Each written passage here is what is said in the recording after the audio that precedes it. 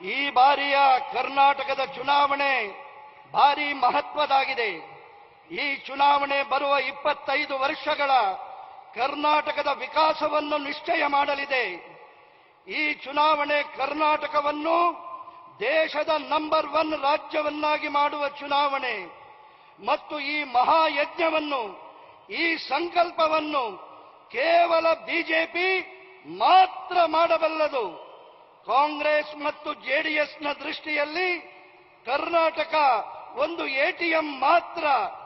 ಆದರೆ ಬಿಜೆಪಿಗೆ ಕರ್ನಾಟಕ ದೇಶದ ವಿಕಾಸಕ್ಕೆ ಅತ್ಯಂತ पूर्ण अभिवृद्धिय इंजिन आगिदे। भाइयों और बहनों, कर्नाटका ने भी लंबे दौर तक अस्थिर सरकारों का नाटक देखा है। अस्थिर सरकारों में सिर्फ और सिर्फ लूटने के लिए लड़ाई होती है, विकास नहीं होता। इस अस्थिरता के लिए सबसे बड़े जिम्मेदार कांग्रेस और जेडीएस है। ये दिखावे के लिए दो दल है, लेकिन दिल से एक है। ये दिल्ली में साथ साथ रहते हैं, पार्लियामेंट में एक दूसरे का साथ देते हैं। ये दोनों दल परिवारवादी है। ये दोनों करप्शन को बढ़ावा देते हैं। इन दोनों दलों को अस्थिरता में अपॉर्चुनिटी दिखती है। और जेडीएस तो जरा देखिए, जेडीएस तो घोषणा करके कहती है कि 15-20 सीटें मिल जाएं तो वो किंग मेकर हो जाएंगे। ऐसे स्वार्थ से एक परिवार का भला होता होगा, लेकिन कर्नाटका के लाखों परिवारों को नुकसान होता है। आप याद रखिएगा, जेडीएस को दिया एक एक वोट सीधा कांग्रेस के खाते में जाएगा, कर्नाटका में अस्थिरता लाएगा। इसलिए ई-बारिया निर्धारा, ई-बारिया निर्धारा ಬಹುಮತದ ಬಿಜೆಪಿ ಸರ್ಕಾರ। ಸಹೋದರ ಸಹೋದರಿಯರೇ, ಕರ್ನಾಟಕ ಬಹಳ ಕಾಲದಿಂದ ಅಸ್ಥಿರ ಸರಕಾರಗಳ ನಾಟಕ ನೋಡಿದೆ। ಅಸ್ಥಿರ ಸರಕಾರದಲ್ಲಿ ಕೇವಲ ಮತ್ತು ಕೇವಲ ಲೂಟಿಗಾಗಿ ಜಗಳ ಮಾತ್ರ ಆಗ್ತದೆ, ವಿಕಾಸ ಆಗುವುದಿಲ್ಲ। ಈ ಅಸ್ಥಿರತೆಗೆ ಕಾಂಗ್ರೆಸ್ ಮತ್ತು ಜನತಾದಳ ಹೆಚ್ಚಿನ ಜವಾಬ್ದಾರಿ ಹೊರಬೇಕಾಗಿದೆ। ಹೊರಗಿನ ನೋಟಕ್ಕಷ್ಟೇ ಇವು ಎರಡು ಪಕ್ಷಗಳು, ಆದರೆ ಒಳಗಿಂದ ಇವರು ಒಂದೇ। ಇವರು ದಿಲ್ಲಿಯಲ್ಲಿ ಜೊತೆ ಜೊತೆಯಾಗಿರುತ್ತಾರೆ, ಸಂಸತ್ತಿನಲ್ಲಿ ಒಬ್ಬರಿಗೊಬ್ಬರು ಜೊತೆ ನೀಡುತ್ತಾರೆ। ಈ ಎರಡೂ ಪಕ್ಷಗಳು ಕುಟುಂಬವಾದಿಗಳು, ಇವರಿಬ್ಬರು ಭ್ರಷ್ಟಾಚಾರಕ್ಕೆ ಬೆಂಬಲ ನೀಡುತ್ತಾರೆ। ಈ ಎರಡೂ ಪಕ್ಷಗಳಿಗೆ ಅಸ್ಥಿರತೆಯಲ್ಲಿ ಅವಕಾಶ ಕಾಣುತ್ತದೆ। ಜೆಡಿಎಸ್ ಅಂತೂ ಘೋಷಣೆಯನ್ನೇ ಮಾಡುತ್ತದೆ, ನಮಗೆ 15-20 ಸೀಟು ಸಿಕ್ಕಿದರೂ ಸಾಕು, ನಾವು ಕಿಂಗ್ ಮೇಕರ್ಗಳಾಗುತ್ತೇವೆ ಎಂಬ ಕನಸು ಕಾಣುತ್ತದೆ। ಈ ಸ್ವಾರ್ಥದಿಂದ ಒಂದು ಕುಟುಂಬಕ್ಕಷ್ಟೇ ಲಾಭವಾಗುತ್ತದೆ, ಆದರೆ ಕರ್ನಾಟಕದ ಲಕ್ಷಾಂತರ ಕುಟುಂಬಗಳಿಗೆ ನಷ್ಟವಾಗುತ್ತದೆ।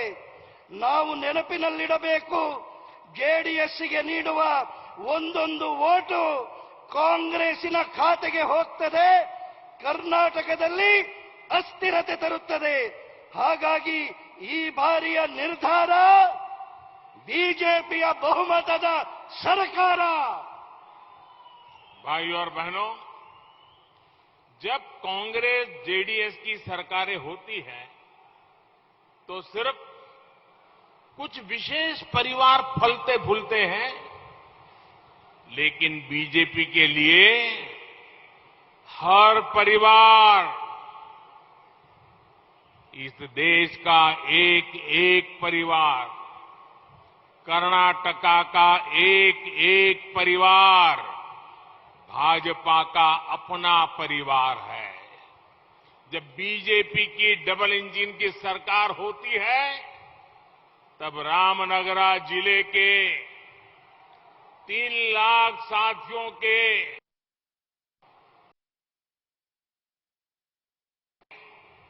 जब बीजेपी सरकार बनती है, 2.5 लाख सामान्य परिवार दुर्घटना और जीवन बीमा से जुड़ते हैं। जब बीजेपी सरकार बनती है, करीब 50,000 साथी अटल पेंशन के हकदार होते हैं। जब बीजेपी सरकार बनती है, 7,000 से ज्यादा गरीब परिवारों के लिए पक्के घर स्वीकृत होते हैं। जब बीजेपी की डबल इंजन सरकार होती है, तब रामनगरा जिले के 90,000 परिवारों को नल से जल की सुविधा मिलती है। जब बीजेपी डबल इंजन सरकार होती है, बहनों को मुफ्त गैस कनेक्शन और टॉयलेट की सुविधा मिलती है। जब बीजेपी डबल इंजन सरकार होती है, हजारों परिवारों को मुफ्त इलाज मिलता है। जब बीजेपी डबल इंजन सरकार होती है, हजारों परिवारों को मुफ्त राशन मिलता है। जब बीजेपी सरकार होती है, सबको मुफ्त कोरोना का टीका मिलता है। यानी डबल इंजन सरकार मतलब सबकी सरकार, गरीब की सेवा करने वाली सरकार, 100% लाभ देने वाली सरकार। ಸಹೋದರ ಸಹೋದರಿಯರೇ, ಯಾವಾಗೆಲ್ಲ ಕಾಂಗ್ರೆಸ್ ಜೆಡಿಎಸ್ನ ಸರ್ಕಾರ ಬರ್ತದೆ, ಆವಾಗ ಕೇವಲ ಕೆಲವು ವಿಶೇಷ ಕುಟುಂಬಗಳಿಗೆ ಮಾತ್ರ ಪ್ರಯೋಜನವಾಗುತ್ತದೆ. ಆದರೆ ಬಿಜೆಪಿಗೆ ಕರ್ನಾಟಕದ ದೇಶದ ಪ್ರತಿಯೊಂದು ಕುಟುಂಬವೂ ಅದು ತನ್ನ ಕುಟುಂಬದಂತೆ. ಬಿಜೆಪಿಯ ಡಬಲ್ ಎಂಜಿನ್ ಸರ್ಕಾರ ಇರುವಾಗ ರಾಮನಗರದ ಜಿಲ್ಲೆಗೆ 3 ಲಕ್ಷ ಬಡ ಸ್ನೇಹಿತರಿಗೆ ಬ್ಯಾಂಕಿನ ಅಕೌಂಟ್ ತೆರೆಯುತ್ತದೆ. 2.5 ಲಕ್ಷ ಸಾಮಾನ್ಯ ಕುಟುಂಬಗಳಿಗೆ ಅಪಘಾತ ಮತ್ತು ಜೀವ ವಿಮೆಯ ಯೋಜನೆಯ ಜೊತೆಗೆ ಜೋಡಿಸಲಾಗುತ್ತದೆ. ಸುಮಾರು 50,000 ಜನ ಅಟಲ್ ಪೆನ್ಷನ್ನ ಹಕ್ಕುದಾರರಾಗುತ್ತಾರೆ. 7,000ಕ್ಕಿಂತಲೂ ಬಡ ಕುಟುಂಬಗಳಿಗೆ ಸುದೃಢವಾದ ಮನೆಗಳ ನಿರ್ಮಾಣ ಆಗ್ತದೆ. ಬಿಜೆಪಿಯ ಡಬಲ್ ಎಂಜಿನ್ ಸರ್ಕಾರ ಇರುವಾಗ ರಾಮನಗರ ಜಿಲ್ಲೆಯ 90,000 ಕುಟುಂಬಗಳಿಗೆ ನಲ್ಲಿ ನೀರಿನ ಸೌಲಭ್ಯ ಸಿಗ್ತದೆ. ಸಹೋದರಿಯರಿಗೆ ಉಚಿತ ಗ್ಯಾಸ್ ಕನೆಕ್ಷನ್, ಶೌಚಾಲಯಗಳು ಸಿಗುತ್ತದೆ. ಸಾವಿರಾರು ಕುಟುಂಬಗಳಿಗೆ ಆರೋಗ್ಯದ ಚಿಕಿತ್ಸೆಯ ಉಚಿತ ಸೇವೆ ಸಿಗುತ್ತದೆ. ಸಾವಿರಾರು ಕುಟುಂಬಗಳಿಗೆ ಉಚಿತ ರೇಷನ್ ಸಿಗ್ತದೆ. ಎಲ್ಲರಿಗೂ ಉಚಿತ ಕೊರೋನಾ ಲಸಿಕೆ ಸಿಗುತ್ತದೆ. ಅಂದರೆ ಡಬಲ್ ಎಂಜಿನ್ ಸರ್ಕಾರ ಅಂದರೆ ಅದು ಎಲ್ಲರ ಸರ್ಕಾರ, ಬಡವರ ಸೇವೆ ಮಾಡುವ ಸರ್ಕಾರ, 100ಕ್ಕೆ 100 ಪ್ರಯೋಜನ ನೀಡುವ ಸರ್ಕಾರ. भाइयों और बहनों,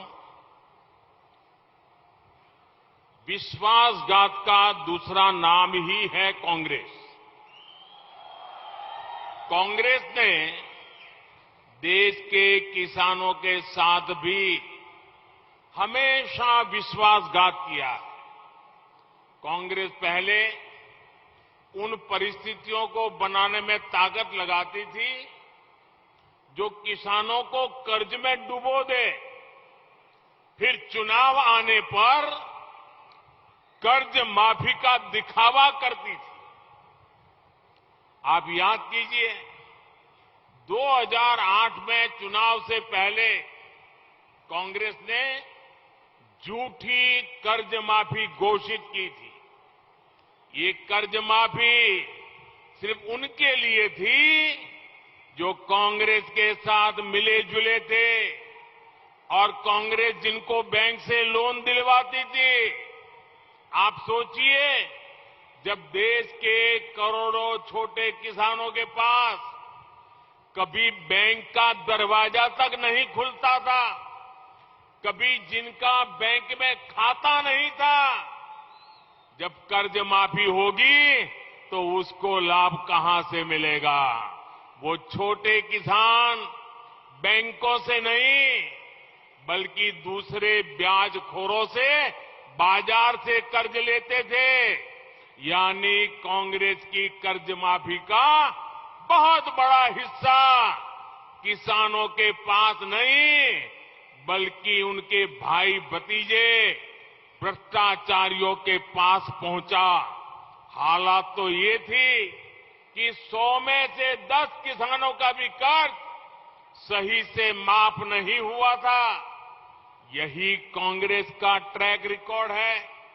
कांग्रेस की हर गारंटी, कांग्रेस की हर घोषणा झूठ का बंडल है, झूठ का बंडल। ಸಹೋದರ ಸಹೋದರಿಯರೇ, ಕಾಂಗ್ರೆಸ್ಸಿನ ಇನ್ನೊಂದು ಹೆಸರು ವಿಶ್ವಾಸಘಾತತನ. ದೇಶದ ರೈತರಿಗೂ ಕೂಡ ಯಾವಾಗಲೂ ವಿಶ್ವಾಸಘಾತ ಮಾಡಿದೆ. ಕಾಂಗ್ರೆಸ್ಸಿನ ಪ್ರಯತ್ನ ರೈತರನ್ನು ಸಾಲದ ಹೊರೆಯಲ್ಲಿ ಮುಳುಗಿಸುವಂತಹ ಪರಿಸ್ಥಿತಿ ನಿರ್ಮಾಣ ಮಾಡುವುದು ಮತ್ತು ಚುನಾವಣೆಯ ಸಂದರ್ಭದಲ್ಲಿ ಸಾಲ ಮನ್ನಾದ ತೋರಿಕೆಯ ಆಟ ಆಡುವುದು. ನೀವು ನೆನಪು ಮಾಡಿಕೊಳ್ಳಿ, 2008ರ ಚುನಾವಣೆಯಲ್ಲಿ ಸಾಲ ಮನ್ನಾದ ಸುಳ್ಳು ಘೋಷಣೆ ಮಾಡಿತು. ಈ ಸಾಲ ಮನ್ನಾದ ಕೇವಲ ಬ್ಯಾಂಕುಗಳಿಂದ ಲೋನ್ ಪಡೆದವರಿಗೆ ಮಾತ್ರ ಆಗಿತ್ತು.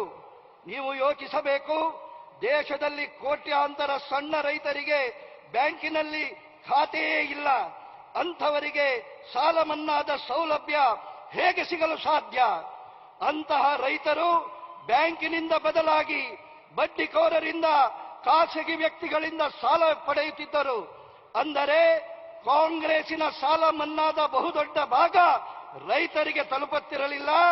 ಅದರ ಬದಲಾಗಿ ಕಾಂಗ್ರೆಸ್ಸಿನ ಜನರ ಭ್ರಷ್ಟಾಚಾರಿಗಳ ಕೈ ಸೇರುತ್ತಿತ್ತು. 100ರಲ್ಲಿ 10 ರೈತರಿಗೂ ಸಾಲ ಮನ್ನಾ ಆಗದ ಪರಿಸ್ಥಿತಿ.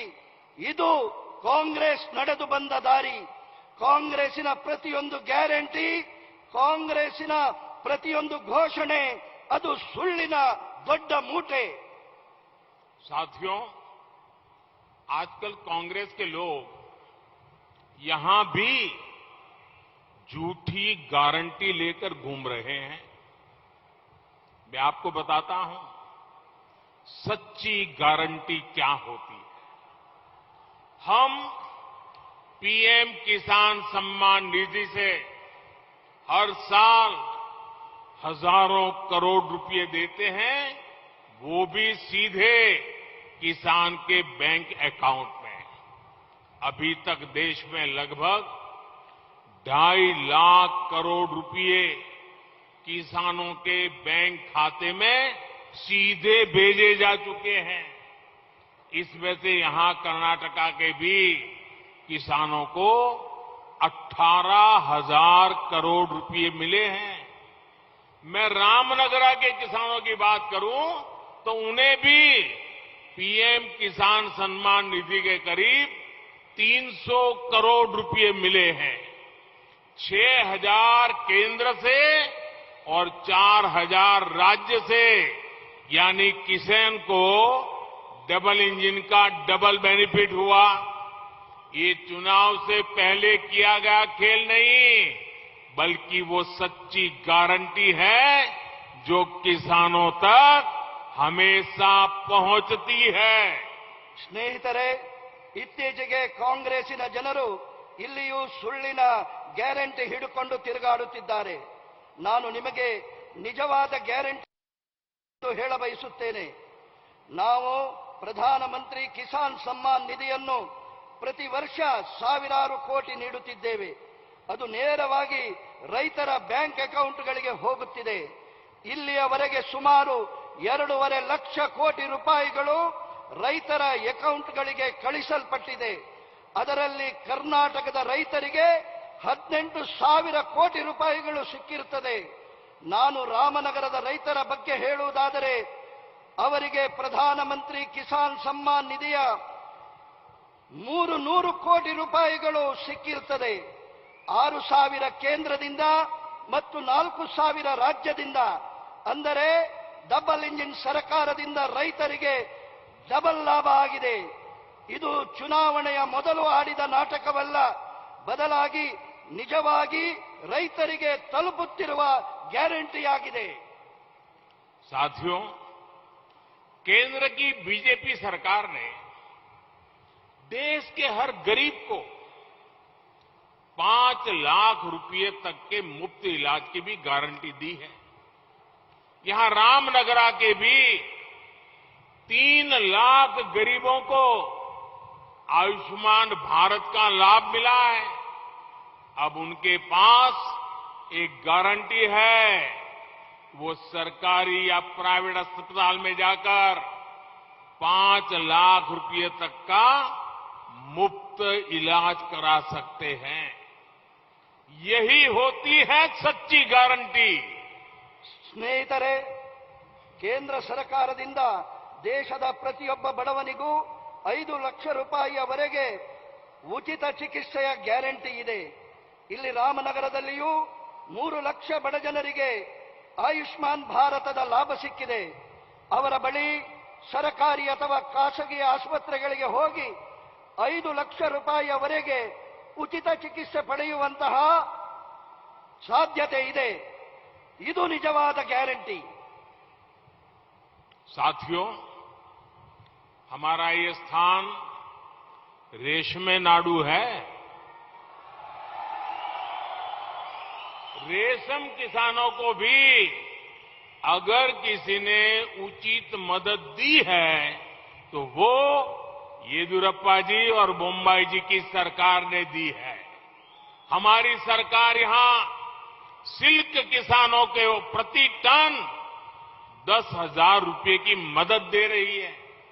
अच्छी क्वालिटी के सिल्क के उत्पादन के लिए भी उन्हें जरूरी मदद और प्रोत्साहन दिया जा रहा है. इससे उनकी आय बढ़ने में भी मदद हुई है. बीजेपी सरकार के प्रयासों से आज देश का सिल्क एक्सपोर्ट बढ़ा है और इसका भी बड़ा लाभ सिल्क किसानों को हुआ है. ಸ್ನೇಹಿತರೆ, ಇದು ರೇಷ್ಮೆಯ ನಾಡು. ರೇಷ್ಮೆಯ ರೈತರಿಗೆ ಯಾವುದಾದರೂ ಸರ್ಕಾರ ಉಚಿತ ಸಹಾಯ ನೀಡಿದ್ದರೆ ಅದು ಯಡಿಯೂರಪ್ಪನವರ ಮತ್ತು ಬೊಮ್ಮಾಯಿಯವರ ಸರ್ಕಾರ. ನಮ್ಮ ಸರ್ಕಾರ ರೇಷ್ಮೆಯ ರೈತರಿಗೆ ಪ್ರತಿ ಟನ್ಗೆ 10,000 ರೂಪಾಯಿಗಳ ಸಹಾಯ ನೀಡುತ್ತದೆ. ಒಳ್ಳೆಯ ಗುಣಮಟ್ಟದ ರೇಷ್ಮೆ ಉತ್ಪಾದನೆ ಮಾಡುವವರಿಗೂ ಅಗತ್ಯದ ಸಹಾಯ ಮತ್ತು ಪ್ರೋತ್ಸಾಹ ನೀಡಿದೆ. ಇದರಿಂದ ಅವರ ಆದಾಯ ಹೆಚ್ಚಳವಾಗಿದೆ. ಬಿಜೆಪಿ ಸರ್ಕಾರದ ಪ್ರಯತ್ನದಿಂದಾಗಿ ದೇಶದ ರೇಷ್ಮೆಯ ರಫ್ತು ಹೆಚ್ಚಾಗಿದೆ ಮತ್ತು ಇದರಿಂದಲೂ ದೊಡ್ಡ ಲಾಭ ರೇಷ್ಮೆಯ ರೈತರಿಗೆ ಸಿಕ್ಕಿದೆ. देवी और सज्जनों, आज कांग्रेस की अपनी वारंटी खत्म हो चुकी है. इसलिए उसकी हर गारंटी झूठी ही होगी. इसकी एक और सच्चाई मैं आपको बताता हूं. अभी ताजा उदाहरण हिमाचल का है. वहां की बहनों को इन्होंने गारंटी दी कि पहली कैबिनेट बैठक में ही घर की हर महिला को 1,500 रुपये देंगे. सरकार बनी तो कांग्रेस ने हिमाचल की बहनों से विश्वासघात कर दिया. वो आज तक पैसों का इंतजार कर रही है. ಸಹೋದರ ಸಹೋದರಿಯರೇ, ಇವತ್ತು ಕಾಂಗ್ರೆಸ್ಸಿನ ವಾರಂಟಿ ಮುಗಿದಿದೆ. ಈ ಕಾರಣಕ್ಕಾಗಿ ಅದರ ಪ್ರತಿಯೊಂದು ಗ್ಯಾರಂಟಿ ಸುಳ್ಳಿನದಾಗಿದೆ. ಇದರ ಇನ್ನೊಂದು ಸತ್ಯವನ್ನ ನಿಮಗೆ ಹೇಳುತ್ತೇನೆ. ಇತ್ತೀಚಿನ ತಾಜಾ ಉದಾಹರಣೆ ಹಿಮಾಚಲ ಪ್ರದೇಶದ್ದು. ಅಲ್ಲಿ ಸಹೋದರಿಯರಿಗೆ ಗ್ಯಾರಂಟಿ ಕೊಟ್ಟಿದ್ದರು. ಮೊದಲನೆಯ ಸಚಿವ ಸಂಪುಟ ಸಭೆಯಲ್ಲಿಯೇ ಮನೆಯ ಪ್ರತಿ ಮಹಿಳೆಯರಿಗೆ 1,000 ರೂಪಾಯಿ ನೀಡುತ್ತೇವೆ ಎಂದು ಗ್ಯಾರಂಟಿಯನ್ನ ಕೊಟ್ಟಿದ್ರು. ಸರ್ಕಾರ ಆಯಿತು. ಆದರೆ ಹಿಮಾಚಲ ಪ್ರದೇಶದ ಸಹೋದರಿಯರಿಗೆ ಕಾಂಗ್ರೆಸ್ ವಿಶ್ವಾಸಘಾತ ಮಾಡಿದೆ. ಇವತ್ತಿನವರೆಗೂ ಈ ಹಣಕ್ಕಾಗಿ ಅಲ್ಲಿಯ ಸಹೋದರಿಯರು ಕಾತರದಿಂದ ಕಾಯುತ್ತಿದ್ದಾರೆ. साथियों, हिमाचल में दी हुई अपनी गारंटी कांग्रेस सरकार में आने के बाद भूल गई। और जानते हैं कांग्रेस ने पहली कैबिनेट में क्या किया? डीजल के दाम बढ़ा दिए और बीजेपी की सरकार की कई योजनाओं बंद कर दिया। और यही कांग्रेस का असली चेहरा है। ಹಿಮಾಚಲದಲ್ಲಿ ನೀಡಿದ ಗ್ಯಾರಂಟಿಯನ್ನ ಕಾಂಗ್ರೆಸ್ ಸರ್ಕಾರ ಬಂದ ಮೇಲೆ ಮರೆತು ಬಿಟ್ಟಿದೆ ಮತ್ತು ಕಾಂಗ್ರೆಸ್ ತಮ್ಮ ಮೊದಲ ಸಂಪುಟ ಸಭೆಯಲ್ಲಿ ಏನು ಮಾಡಿದರು ಗೊತ್ತೇ? ಡೀಸೆಲ್ನ ಬೆಲೆ ಏರಿಕೆ ಮಾಡಿದ್ದು ಮತ್ತು ಬಿಜೆಪಿ ಸರ್ಕಾರದ ಜನಪರ ಯೋಜನೆಗಳನ್ನು ರದ್ದು ಮಾಡಿದ್ದು. ಇದು ನಿಜವಾದ ಕಾಂಗ್ರೆಸ್ಸಿನ ಮುಖವಾಡ. साथियों, कांग्रेस की नीति ही रिवर्स गियर की है। सरकार में आने के बाद कांग्रेस गरीबों की जो योजनाएं बीजेपी ने शुरू की होती हैं वो भी बंद कर देती है। कर्नाटक के मेरे भाइयों और बहनों, आप याद रखिए, बीजेपी के सरकार के अच्छे फैसले पर, हर बड़े फैसले पर कांग्रेस रिवर्स गियर लगा देगी और जेडीएस कांग्रेस की बी टीम की तरफ उसकी हर बात मान भी लेगी। इसलिए कर्नाटका के लोगों को कांग्रेस और जेडीएस दोनों से सतर्क रहना है। अब कर्नाटका रिवर्स गियर में नहीं जा सकती। अब कर्नाटका को डबल इंजन की डबल शक्ति से ही आगे बढ़ाना है। ಕಾಂಗ್ರೆಸ್ಸಿನ ನೀತಿಗಳೇ ರಿವರ್ಸ್ ಗೇರಿನದ್ದಾಗಿದೆ. ಸರ್ಕಾರ ರಚನೆ ಮಾಡಿದ ಮೇಲೆ ಬಡವರ ಪರವಾಗಿ ಪ್ರಾರಂಭ ಮಾಡಿದ ಬಿಜೆಪಿಯ ಯೋಜನೆಗಳು ಬಂದ್ ಮಾಡುತ್ತದೆ. ಕರ್ನಾಟಕದ ನನ್ನ ಸಹೋದರ ಸಹೋದರಿಯರೇ, ಬಿಜೆಪಿಯ ಪ್ರತಿಯೊಂದು ಒಳ್ಳೆಯ ನಿರ್ಧಾರಗಳು, ಪ್ರತಿಯೊಂದು ದೊಡ್ಡ ನಿರ್ಧಾರಗಳನ್ನ ಕಾಂಗ್ರೆಸ್ ಹಿಂದಕ್ಕೆ ಪಡೆಯಲಿದೆ ಮತ್ತು ಜೆಡಿಎಸ್ ಕಾಂಗ್ರೆಸ್ನ ಬಿ ಟೀಮಿನಂತೆ ಅವರ ಮಾತುಗಳನ್ನ ಒಪ್ಪಿಬಿಡುತ್ತಾರೆ.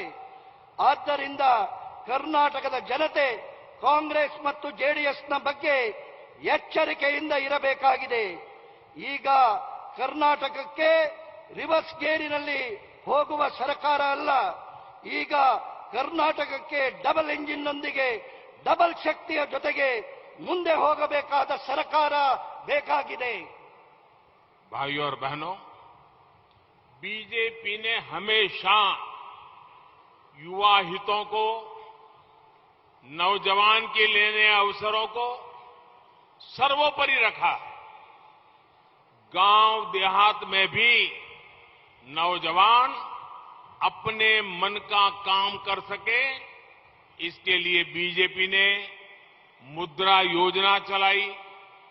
हमने मुद्रा योजना के तहत युवाओं को पूरे देश में 20 लाख करोड़ रुपए से अधिक दिए हैं। मुद्रा के करीब 7 लाख लाभार्थी तो ये रामनगरा जिले के ही है। रामनगरा के नौजवानों को मुद्रा योजना के तहत 3000 करोड़ रुपए से अधिक की मदद मिली है। ಸಹೋದರ ಸಹೋದರಿಯರೇ, ಬಿಜೆಪಿ ಯಾವಾಗಲೂ ಯುವಕರ ಹಿತವನ್ನ ಬಯಸುತ್ತದೆ ಮತ್ತು ಯುವಕರಿಗಾಗಿ ಹೊಸ ಅವಕಾಶಗಳಿಗೆ ಪ್ರಥಮ ಆದ್ಯತೆ ನೀಡಿದೆ. ಗ್ರಾಮಗಳಲ್ಲಿಯೂ ಯುವಕರು ತಮ್ಮ ಮನಸ್ಸಿನ ಇಚ್ಛೆಯ ಕೆಲಸ ಮಾಡಲು ಬಿಜೆಪಿ ಮುದ್ರಾ ಯೋಜನೆಯನ್ನ ತಂದಿದೆ. ನಾವು ಮುದ್ರಾ ಯೋಜನೆಯ ಅಡಿಯಲ್ಲಿ ಯುವಕರಿಗಾಗಿ ದೇಶದಲ್ಲಿ 20 ಲಕ್ಷ ಕೋಟಿಗಿಂತಲೂ ಅಧಿಕ ಹಣವನ್ನ ನೀಡಿದ್ದೇವೆ. ಮುದ್ರಾ ಯೋಜನೆಯ ಸುಮಾರು 7 ಲಕ್ಷ ಲಾಭಾರ್ಥಿಗಳು ಈ ರಾಮನಗರದ ಜಿಲ್ಲೆಯಲ್ಲಿ ಇದ್ದಾರೆ. ರಾಮನಗರದ ಯುವಕರಿಗೆ 3,000 ಕೋಟಿಗಿಂತಲೂ अधिक सहाय ನೀಡಿದೆ. भाइयों और बहनों, चन्नापटना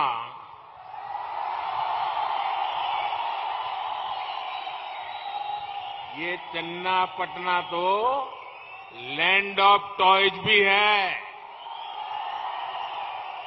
लेकिन कांग्रेस ने हमारे इस परंपरागत खिलौने उद्योग को भी बर्बाद कर दिया।